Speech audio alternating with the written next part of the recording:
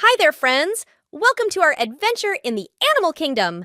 Today, we're going to learn about some amazing animals. Are you ready? Let's go! Our first stop is the forest. Look, there's a deer. Deers have big antlers and they love to eat plants.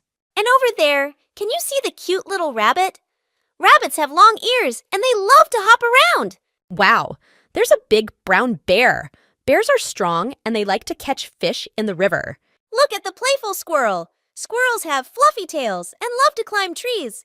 They collect nuts and store them for the winter. Squirrels are very good at jumping from branch to branch. Can you see that in the tree? It's an owl. Owls have big eyes and can see very well in the dark.